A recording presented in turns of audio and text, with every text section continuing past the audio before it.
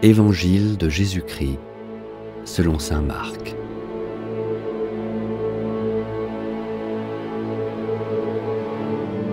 Chapitre 5.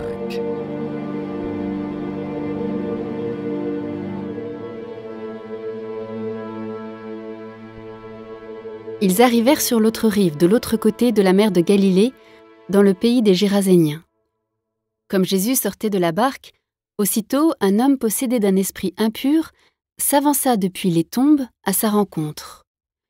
Il habitait dans les tombeaux et personne ne pouvait plus l'attacher, même avec une chaîne.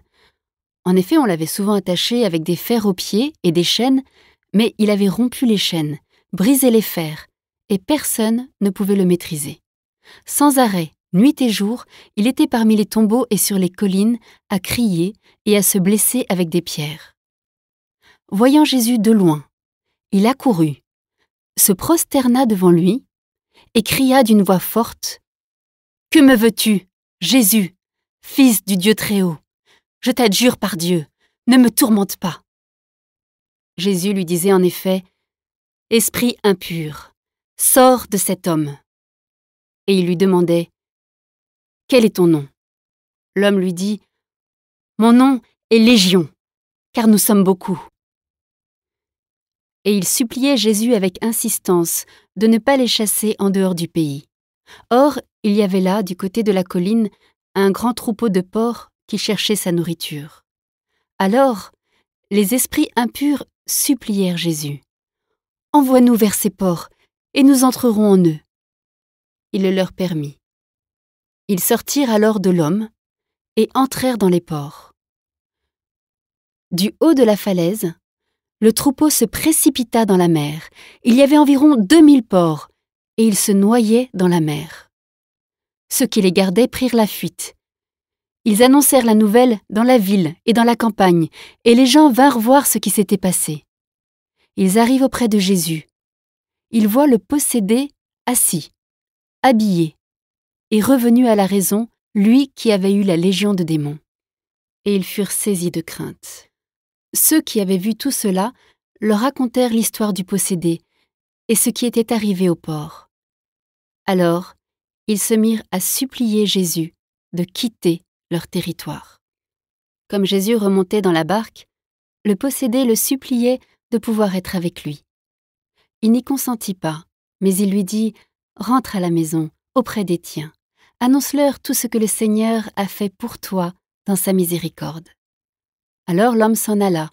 Il se mit à proclamer dans la région de la Décapole ce que Jésus avait fait pour lui, et tout le monde était dans l'admiration.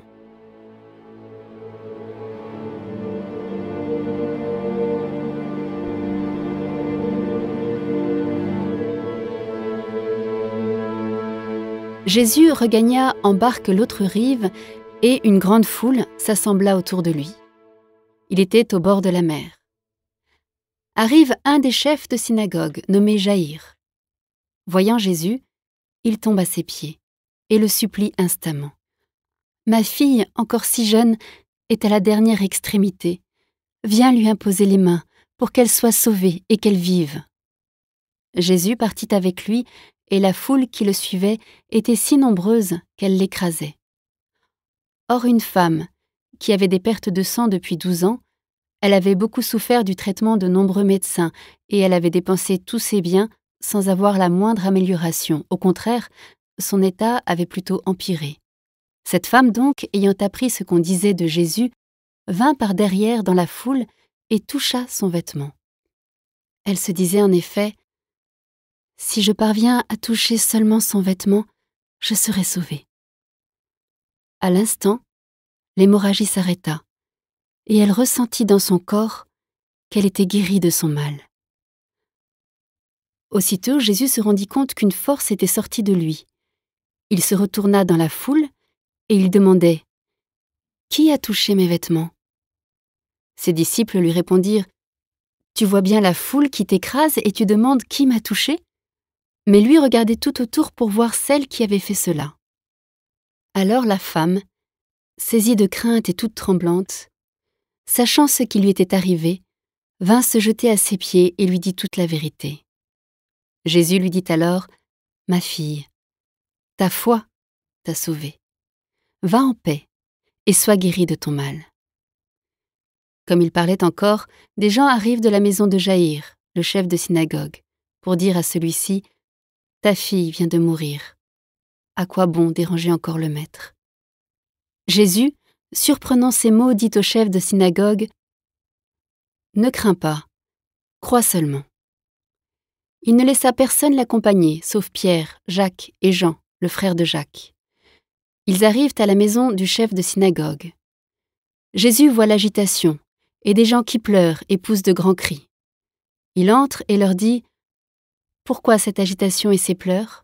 L'enfant n'est pas morte, elle dort. » Mais on se moquait de lui.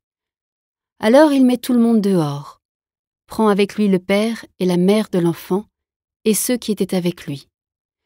Puis il pénètre là où reposait l'enfant.